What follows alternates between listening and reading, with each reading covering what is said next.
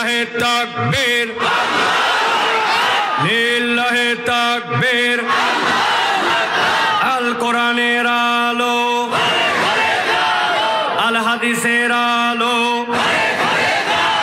তোমার নেতা আমার নেতা, তোমার নেতা আমার নেতা, আলেম ওলামা যেখানে, আলেম ওলামা যেখানে, লিল্লাহি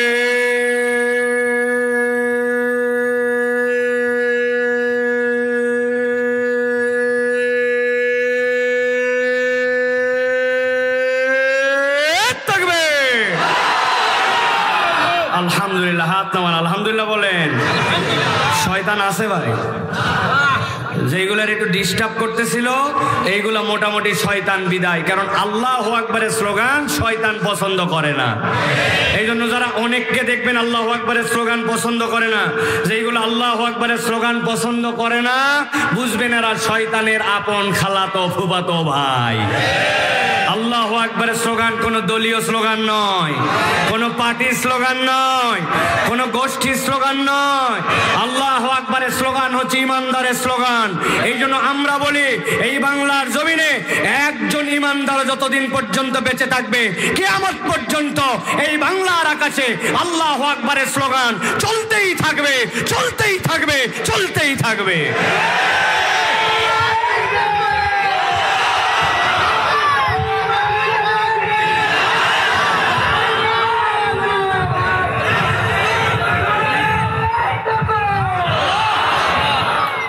মাশাআল্লাহ।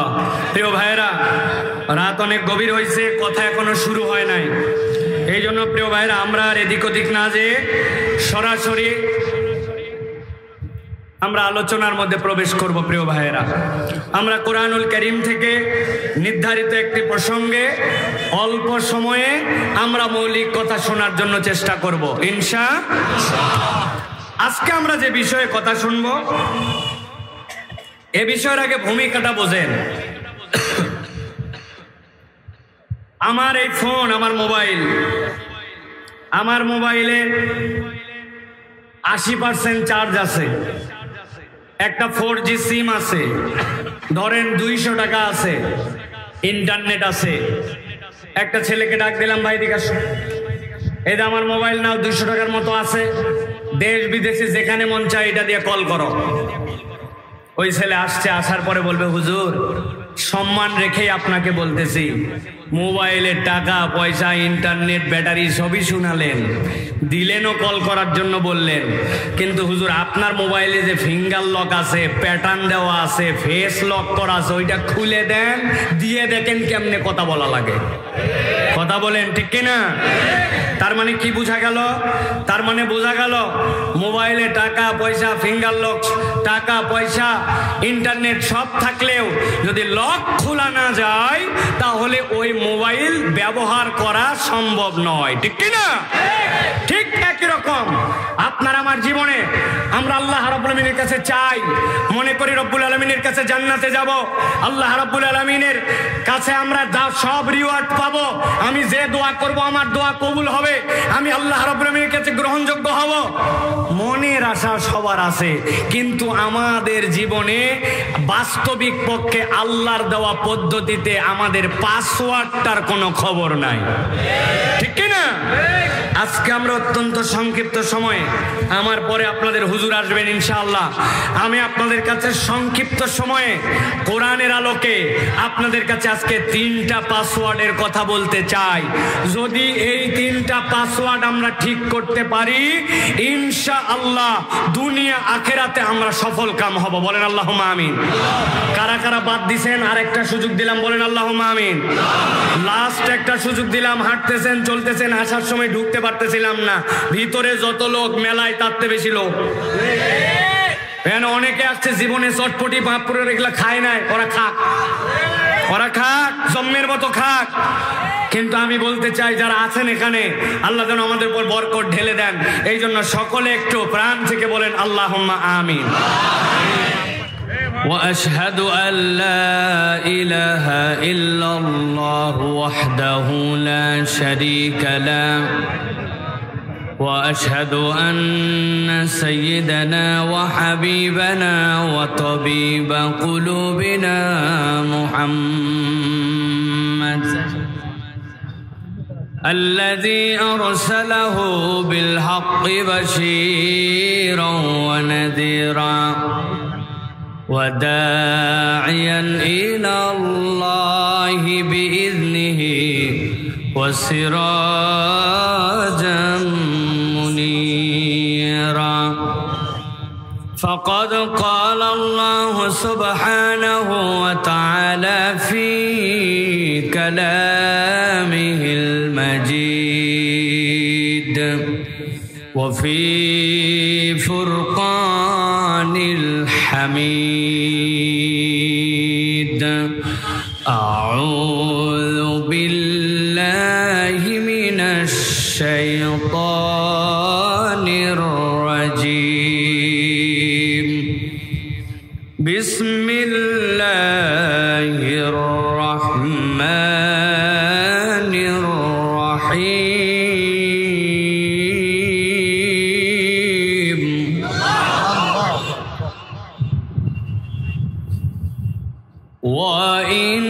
وإنه لتنزيل رب العالمين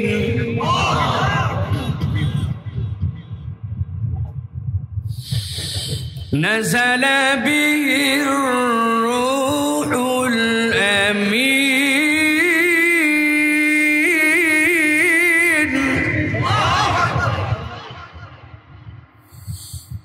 على قلبك لتكون من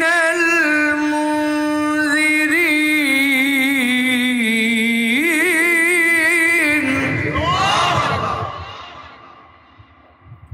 بلسان عربي مبين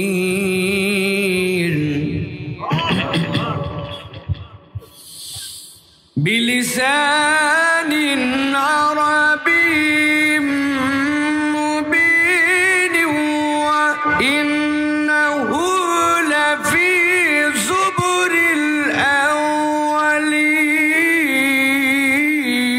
الأولين وإنه لفي زبر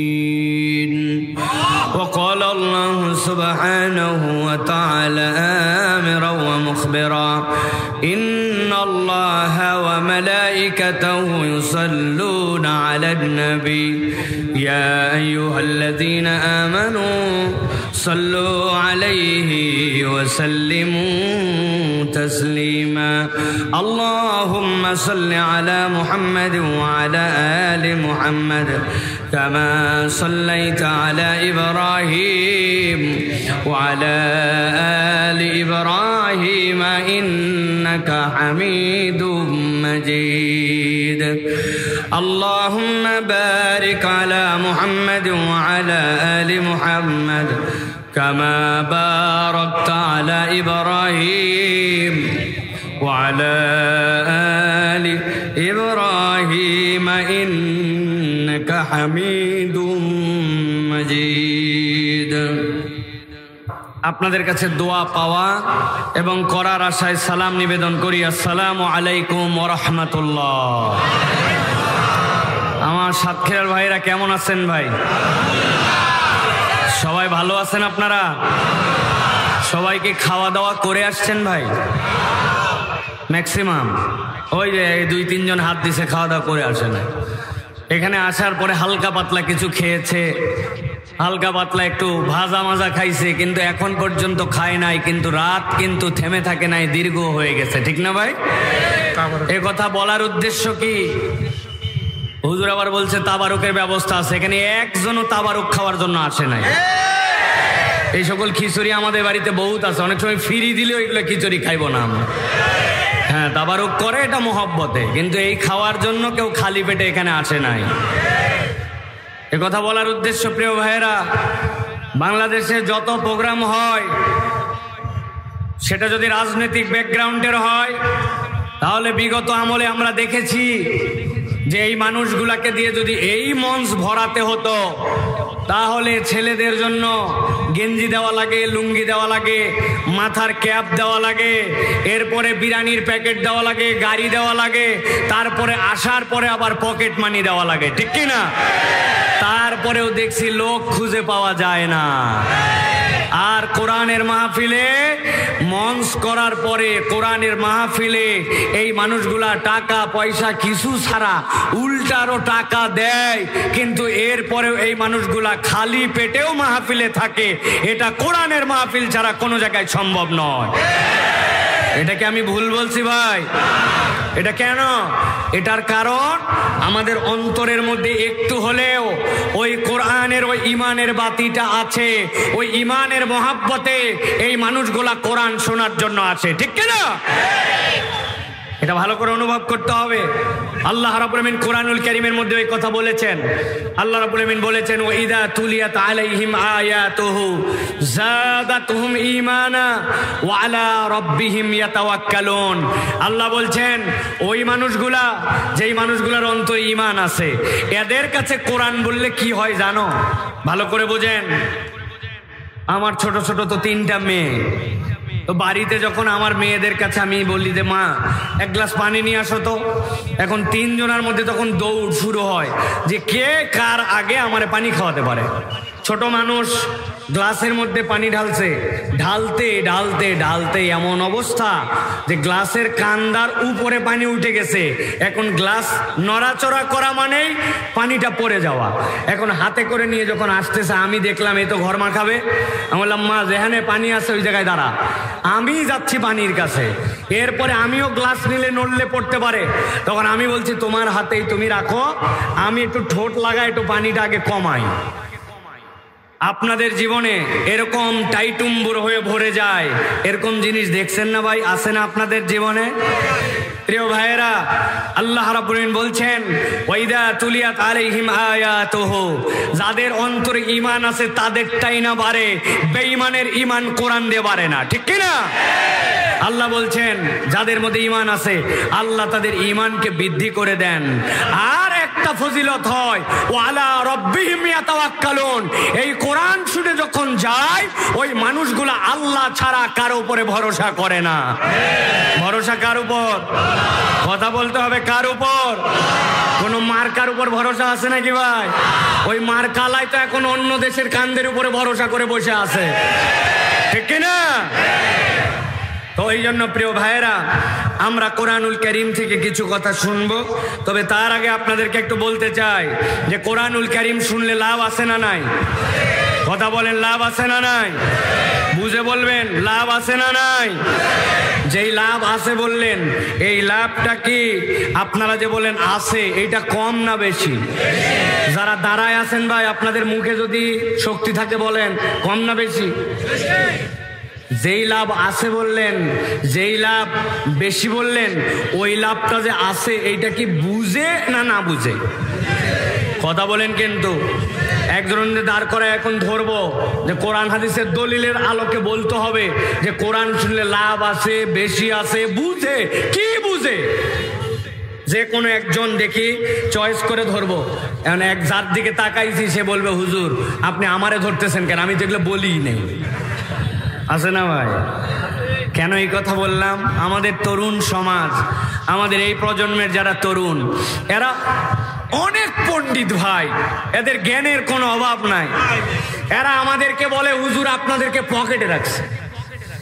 আমি জিজ্ঞাসা করলাম ভাই কেমনে কি আমারে তুমি পকেটে রাখলে? বলে হুজুর আপনার ওয়াজ ইউটিউবে আছে, ইউটিউব আমার মোবাইলে আছে, মোবাইল আমার পকেটে আছে, তো আপনি তো আমার পকেটে। চিন্তা করছেন গরম ভাব, দুনিয়ার সব জ্ঞান মনে হয় পেয়ে গেছে, কিন্তু জোর করে ঠেসে ধরে যদি বলেন এই গোসল তো ফরজ হয়, বলতো ভাই গোসলের ফরজ কয়টা? দেখবেন থতমত লেগে গেছে, লাগার পরে বলবে হুজুর জানি 3টা। কি কি বল? বলছে বদনা, লুঙ্গি আর গামছা। যে সকল মুরব্বীরা হাসলেন, আহা যুবকরা কিচ্ছু জানে না, ওই সকল মুরব্বীরা আবার এখান থেকে আমেরিকা চালায়, ইউক্রেনের যুদ্ধ চালায়, ফিলিস্তিনে গেলে তো উনি কবেই স্বাধীন করে ফেলতো, এত বুদ্ধি উনার আছে না ভাই। চায়ের দোকানে ঝড় তোলে, কিন্তু মুরব্বীকে বলছে চাচা দাড়ি তো পেকে গেছে, নামাজের ভিতরে কয় ফরজ, বাহিরে কয় ফরজ, আর দোয়া ইউনুসের অর্থটা বলেন। বলছে বেয়াদব কোথাকার, তোর আব্বার বিয়ের সময় আমি ছিলাম আর তুই আমার সাথে বেয়াদবি করিস। এরকম মুরব্বী আছে না ভাই? কথা একটু বলেন। পুরা পৃথিবীর ক্রিকেটারদের নাম বলতে বললে এক মুহূর্তে লাভ দিয়ে বলবে, সব দেশের ক্রিকেটারের নাম জানে, কিন্তু মুরব্বীকে যদি বলেন বাবা আশারায়ে মুবাশশিরা 10 জন সাহাবী যাদেরকে আল্লাহ নবী এক বৈঠকে জান্নাতি বলছেন নামগুলা বলেন তো, কয় আমাদের ইমাম সাহেব হুজুর জানে। আছে কিনা ভাই? ভাই আপনার মনে কষ্ট নেন না, আমার বলার ধরনটা এরকম, কাউকে অপমান করার জন্য বলছি না, এটা বলার উদ্দেশ্য আমরা জানি আছে, বুঝি, ঠিক আছে বলি, কিন্তু এটা কেমনে এইটা আমরা একটু তল্লাশি করে দ্বীন ইসলাম জানার ক্ষেত্রে আমাদের কোনো আগ্রহ নাই। জীবনে যত মাহফিলে আপনারা আমরা গেছি, এইগুলো মাহফিল থেকে একটা আমল, একটা এলেম আমরা সংরক্ষণ করলে এতদিন আমাদের আর নতুন করে আমল করার কিচ্ছুই থাকতো না, ঠিক কিনা? কিন্তু মাহফিলের পরে মাহফিলে যাই, এখন পর্যন্ত কোরআন শুদ্ধ হয় নাই, এরকম লোক আছে না ভাই? আল কোরআনের আলো সংসদে জালো, কিন্তু উনার এখন পর্যন্ত একটু ঠোঁটের মধ্যে আল কোরআনের আলো জ্বলে নাই। উনি যখন সূরা ফাতিহা পড়ে তখন পড়ে ইহদিনা সিরাতাল মুস্তাকিম, আছে কিনা? উনি এটার মানে তো জানে না। ইহদিনা সিরাতাল মুস্তাকিম মানে আল্লাহ তুমি সরল সঠিক রাস্তা দেখাও। সিরাত যদি সোয়াদ দিয়ে হয় তাহলে হয় রাস্তা, আর সিরাত যদি সিন দিয়ে হয় তাহলে হয় গজারির লাঠি। আল্লাহকে সকাল সন্ধ্যা 70 বছর বলছে আল্লাহ তুই আমারে ফাটা। মায়ের আমরা খাবো না তো কে খাবে? কথা বলেন প্রিয় ভাইরা। অতএব কোরআন শুনলে লাভ আছে, কিন্তু অধিকাংশই আমরা বুঝি না, ঠিক কিনা? আল্লাহ রাব্বুল আলামিন বলছেন, গভীর মনোযোগে বোঝেন, নবীজিকে বলছেন ও আমার হাবিব আপনি আপনার অনাগত উম্মত কিয়ামত পর্যন্ত যারা আসবে তাদের কাছে বার্তাটা পৌঁছায় দেন। কুল ইয়া আইয়ুহান নাস কদ জাআতকুম মাউইযাতুম মির রাব্বিকুম ওয়া শিফাউল লিমা ফিস সুদূর। আল্লাহ রাব্বুল আলামিন এই কোরআনুল কারীম আপনার আমার জন্য, যেই কোরআনের মাসহাফ আপনার আমার সামনে আছে, দেখতেছি এইটা কেবলমাত্র পাতায় পাতায় লিখিত একটা কিতাব, কিন্তু আল্লাহ বলছেন এটা কেবল কিতাব এইটুকুই নয়, বরং আমি আল্লাহ বললাম কদ জাআতকুম মাউইযাতুম মির রাব্বিকুম, আল্লাহর পক্ষ থেকে এটা তোমাদের জন্য মাউইজা, এটা আল্লাহর পক্ষ থেকে তোমাদের জন্য উপদেশ, ওয়াজ। আপনি যদি আরো ওয়াইড অ্যাঙ্গেলে বলেন তাহলে বলতে হবে এই কোরআন হচ্ছে আপনার আমার জন্য আল্লাহর পক্ষ থেকে প্রেসক্রিপশন। আপনি যদি কোনো ডাক্তারের কাছে যান, ডাক্তার আপনাকে একটা প্রেসক্রিপশন দেয়, প্রেসক্রিপশনে 4 ধরনের কথা লেখা থাকে। 1 নম্বরে ঔষধের নাম কি, ঔষধের পাওয়ার কত, এরপরে থাকে ঔষধটা কতদিন পর্যন্ত খাবেন, এরপরে লেখা থাকে খাওয়ার আগে খাবেন না পরে খাবেন, আর বাম পাশে একটা দাগ দিয়ে লেখা থাকে আপনার কোন রোগ হয়েছে, আপনি না বুঝলেও ডাক্তার বুঝেছে, এবং রোগ বৃত্তান্তের আলোকে আপনাকে ঔষধটা দেওয়া হয়েছে। আল্লাহ বলছেন কদ জাআতকুম মাউইযাতুম মির রাব্বিকুম, আল্লাহর পক্ষ থেকে এই কোরআনটা হচ্ছে তোমাদের জন্য প্রেসক্রিপশন স্বরূপ। বান্দা যদি এই কোরআন গ্রহণ করে আল্লাহ তার যাবতীয় যত ধরনের সমস্যা আছে সবগুলো আল্লাহ দূর করে দিবেন। আল্লাহ রাব্বুল আলামিন বলছেন কেবল এতটুকুই নয়, এই কোরআন তোমাদের জন্য কি জানো নাকি? আল্লাহ বলছেন কদ জাআতকুম মাউইযাতুম মির রাব্বিকুম ওয়া শিফাউল লিমা ফিস সুদূর।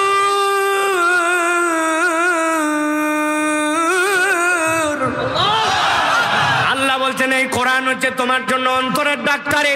দুনিয়ার বুকে আপনার যখন হাতে ব্যথা, আপনি ডাক্তার একটা দেখাতে গেছেন, আপনার চুলকানি হয়েছে, ডাক্তার আছে, চোখের সমস্যা, চোখের ডাক্তার আছে আপনার জন্য, আপনার পেটের সমস্যা, গ্যাস্ট্রো লিভারের ডাক্তার আছে, দুনিয়াতে সব বিষয়ের বিশেষজ্ঞ আছে, কিন্তু আপনার আমার অন্তর যদি নষ্ট হয়ে যায়, ওই অন্তরের ডাক্তার দুনিয়াতে আর একটাও নাই।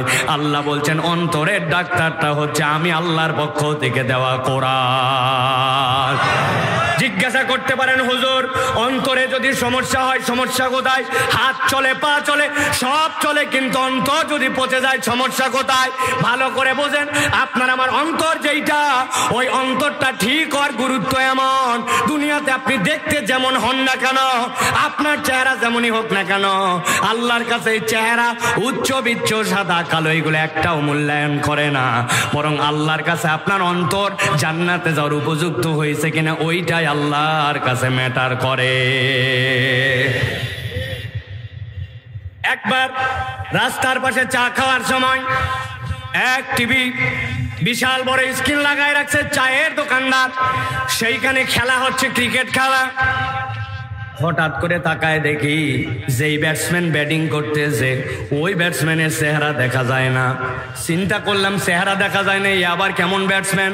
কিন্তু মাঝে মাঝে দেখি হেলমেটের ফাঁক দিয়ে খালি সাদা সাদা আলো জ্বলে। অনেকক্ষণ পরে খেয়াল করে দেখি ওয়েস্ট ইন্ডিজের এক ব্যাটসম্যান ব্যাটিং করতেছে। যখন হাসে দাঁত বের করে তখন আলো, বাকি সময় পুরো অন্ধকার। এরকম লোক আছে না ভাই?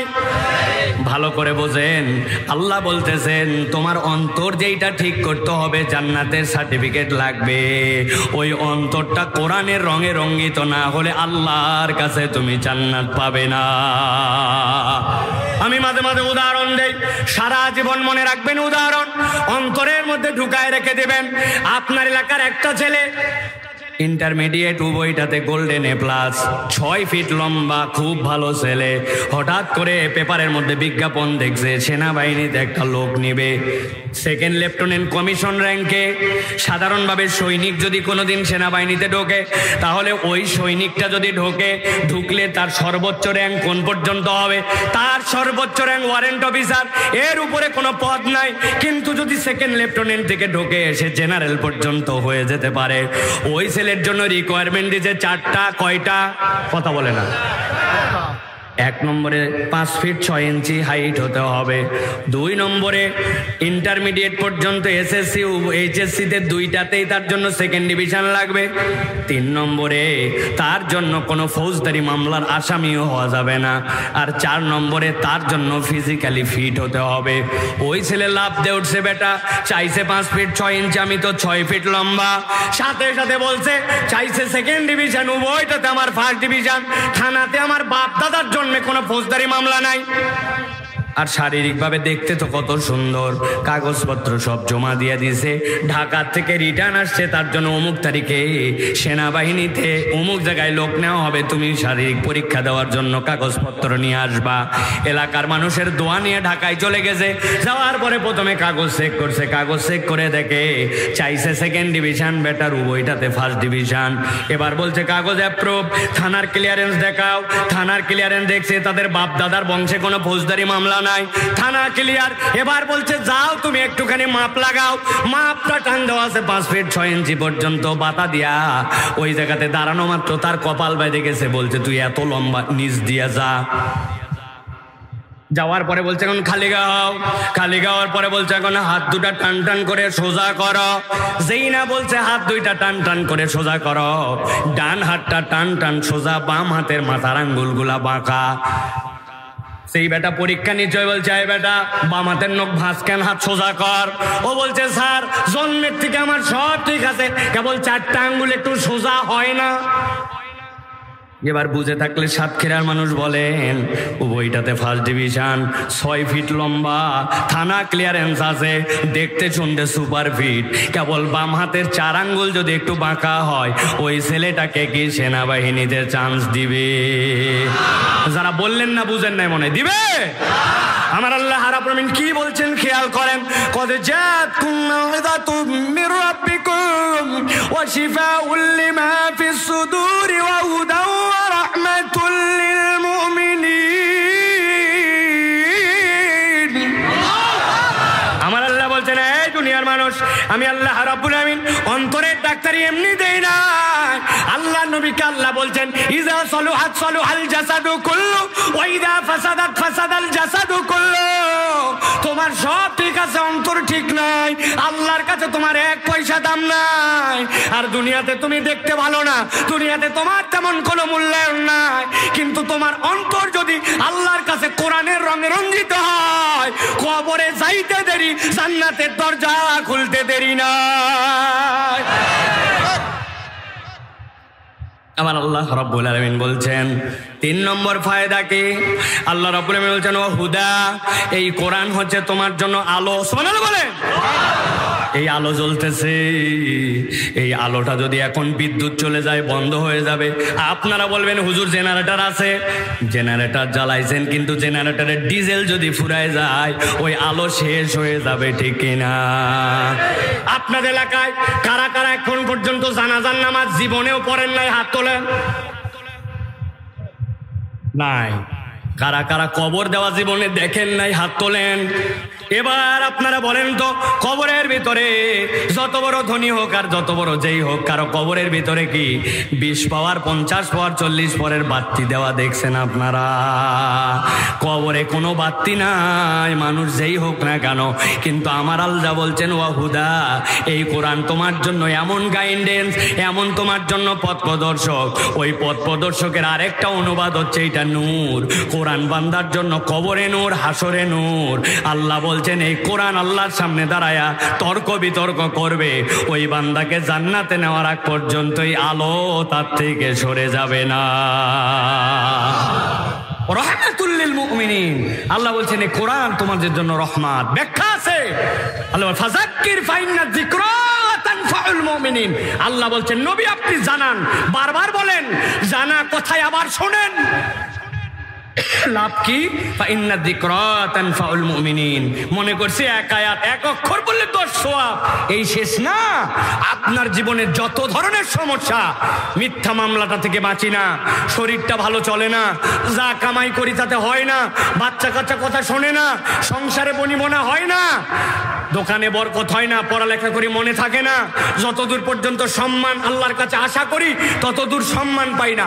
আপনার যত ধরনের সমস্যা আছে, ফাইন্না যিকরা তানফাউল মুমিনিন, এই কোরআন এবং তার জিকির আপনাকে সব ধরনের সমস্যা থেকে উত্তরণে সহায়তা করবে ইনশাআল্লাহ। এই জন্য এটা রহমত। এবার বুঝে থাকলে বলেন, জবান বন্ধ রাখবেন না, যে কোরআন শুনলে লাভ আছে না নাই? কম না বেশি? বুঝে না না বুঝে? কিছুটা বুঝতে পারছি এবার, ঠিক না ভাই? আমরা কেউ যদি জিজ্ঞাসা করে স্পষ্ট করে বলে দিবেন আল্লাহ রাব্বুল আমিন আমাদের জন্য এই উপকারগুলা কোরআনুল কারীমের মধ্যে ঢুকায় রেখেছেন। প্রিয় ভাইরা, আল্লাহ আমাদেরকে এই কোরআন অনুযায়ী, এই কোরআনের বুঝ অনুযায়ী আমাদের জীবন গঠন করার মতো তৌফিক দান করেন, বলেন আল্লাহুম্মা আমিন। আমরা কি কোরআনের পক্ষে আছি তো সবাই? হাত তোলেন দেখি সকলে, একটু টান করে হাত তোলেন। বসেন বসেন বসেন, আপনি বসেন, হাত তোলেন। রাস্তাঘাটে যারা আছেন সবাই হাত তুলতে পারছে কিনা একটু তাকায় দেখেন, ডানে ভাবে একটু চেক করেন, কারা উঠাতে পারেনি দেখবো না আমরা, কি সমস্যা তার আমরা দেখতে চাই। হাত শক্ত করে তোলেন, শক্ত করে তুলতে হবে, শক্ত। পিছন দিকে একটু টান দেন, বুকটা একটু টান দেন, দিছেন। ডানে বামে একটু নড়াচড়া করেন, হাত শক্ত করে তোলেন। এবার শক্ত, সাতক্ষীরার দিকে সোজা করা মানে এরম নাকি রে ভাই? এরম না, সোজা করা। এটা সোজা করেন, করছেন সবাই? এই যুবকেরা করছো সবাই? দেখে এবার গলাটা একটু পরিষ্কার করো। হয় নাই, ভালো করে হয় নাই। ওই যে ক্যাপ পরা ভাই হাত তোলে নাই, চোখ দেখছেন আমার? হ্যাঁ, এখন তুলে ফেলছে আবার। হাত তুলছে না? শক্ত করে গলা পরিষ্কার দেন, ভালো করে। হয় নাই, হয় নাই, ভালো করে দেন, দিছেন? শক্ত করে তুলেন। এবার ডানে বামে নড়াচড়া দেন। এবার বুক বরাবর নেন, এই বরাবর, হ্যাঁ এই বরাবর। এবার আমরা একটা তাকবীর দিব। ভাই পিছনের বক্সের শব্দ নাই কেন রে ভাই? আমার তো আমার গলা বলতে বলতে গলা খেয়ে ফেলবো। পিছন থেকে আপনার মনিটর, হ্যাঁ মনিটর কোথায়? এত বড় একটা মাহফিল, সাতক্ষীরার দিকে মাহফিলের কোনোদিন কমপ্লেন করতে হয় সাউন্ডের? মনিটর কই স্টেজে? হ্যাঁ ভাই, হাত শক্ত করা আছে আপনাদের? রেডি আছেন? আমরা যখন এবার লিল্লাহে তাকবীর বলবো, উপর দিকে হাত দুটো ছুঁড়ে দিয়ে আল্লাহু আকবার বলতে হবে, সামনে চালানো যাবে না। সামনে চালান যাবে, উপর দিকে রেডি সবাই, আকাশ বাতাস মুখরিত করে একটা তাকবীর দিতে চায়। আমার না প্রত্যেকদিন ওয়াজ আছে, আপনার তো প্রত্যেকদিন ওয়াজ শোনাও নাই, তা আজকে গলা থাকলেই কি আর গেলেই কি, এরকম একটা তাকবীর দিতে হবে। পারবেন ইনশাআল্লাহ? হিম্মত আছে তো সকলের? সব জায়গায় বলি ভাই, এক শ্রেণীর লোক থাকে যত পাম্পট্টি দেন, লিল্লাহে তাকবীর, আল্লাহ, আছে না এই লোক ভাই? ব্রেক ফেল, ব্যাটারি ফিউজ, আজকে ব্যাটারি ফিউজ করা যাবে না, একটু আকাশ বাতাস মুখরিত করে একটা তাকবীর দিতে চাই। পারবেন ইনশাআল্লাহ? দেখে একটা তাকবীর দেন, লিল্লাহে তাকবীর, লিল্লাহে তাকবীর, আল কোরআনের আলো, আল হাদিসের আলো, তোমার নেতা আমার নেতা, তোমার নেতা আমার নেতা, আলেম ওলামা যেখানে, আলেম ওলামা যেখানে, লিল্লাহে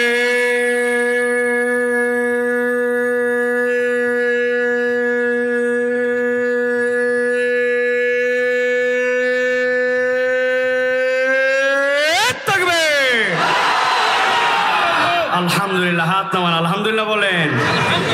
শয়তান আছে ভাই, যেগুলার একটু ডিস্টার্ব করতেছিল এইগুলা মোটামুটি শয়তান বিদায়, কারণ আল্লাহু আকবারের স্লোগান শয়তান পছন্দ করে না।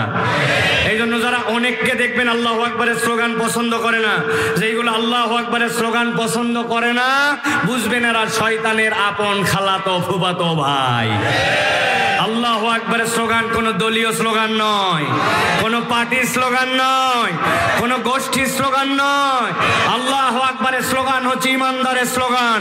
এই জন্য আমরা বলি, এই বাংলার জমিনে একজন ইমানদার যতদিন পর্যন্ত বেঁচে থাকবে, কিয়ামত পর্যন্ত এই বাংলার আকাশে আল্লাহু আকবারের স্লোগান চলতেই থাকবে, চলতেই থাকবে, চলতেই থাকবে।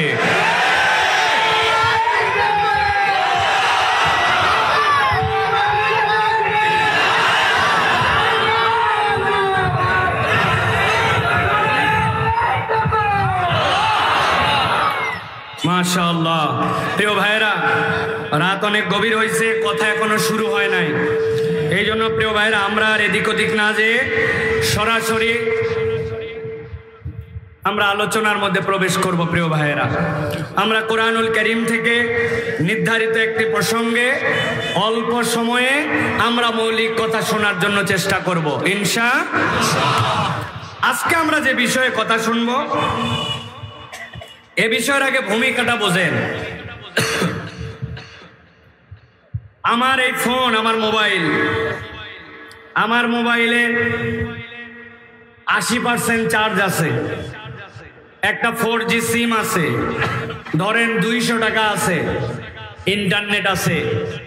একটা ছেলেকে ডাক দিলাম, ভাই দিকে আসো, এই যে আমার মোবাইল নাও, 200 টাকার মতো আছে, দেশ বিদেশে যেখানে মন চায় এটা দিয়ে কল করো। ওই ছেলে আসছে, আসার পরে বলবে, হুজুর সম্মান রেখেই আপনাকে বলতেছি, মোবাইলের টাকা পয়সা ইন্টারনেট ব্যাটারি সবই শুনালেন, দিলেনও কল করার জন্য বললেন, কিন্তু হুজুর আপনার মোবাইলে যে ফিঙ্গার লক আছে, প্যাটার্ন দেওয়া আছে, ফেস লক করা আছে, ওইটা খুলে দেন, দিয়ে দেখেন কেমনে কথা বলা লাগে। কথা বলেন ঠিক কিনা? তার মানে কি বোঝা গেল?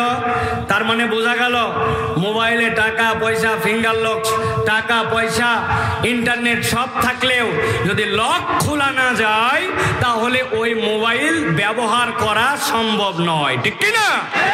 ঠিক একই রকম আপনার আমার জীবনে আমরা আল্লাহ রাব্বুল আলামিনের কাছে চাই, মনে করি রব্বুল আলামিনের কাছে জান্নাতে যাব, আল্লাহ রাব্বুল আলামিনের কাছে আমরা সব রিওয়ার্ড পাবো, আমি যে দোয়া করব আমার দোয়া কবুল হবে, আমি আল্লাহ রাব্বুল আলামিনের কাছে গ্রহণযোগ্য হব। মনের আশা সবার আছে, কিন্তু আমাদের জীবনে বাস্তবিক পক্ষে আল্লাহর দেওয়া পদ্ধতিতে আমাদের পাসওয়ার্ড সাতটার কোনো খবর নাই, ঠিক কিনা? আজকে আমরা অত্যন্ত সংক্ষিপ্ত সময়ে, আমার পরে আপনাদের হুজুর আসবেন ইনশাআল্লাহ, আমি আপনাদের কাছে সংক্ষিপ্ত সময়ে কোরআনের আলোকে আপনাদের কাছে আজকে 3টা পাসওয়ার্ডের কথা বলতে চাই। যদি এই 3টা পাসওয়ার্ড আমরা ঠিক করতে পারি, ইনশাআল্লাহ দুনিয়া আখিরাতে আমরা সফল কাম হব। বলেন আল্লাহুম্মা আমিন। কারা কারা বাদ দিছেন? আরেকটা সুযোগ দিলাম, বলেন আল্লাহুম্মা আমিন। লাস্ট একটা সুযোগ দিলাম, হাঁটতেছেন চলতেছেন, আসার সময় ঢুকতে পারতেছিলাম না, ভিতরে যত লোক মেলায় তারতে বেশি লোক।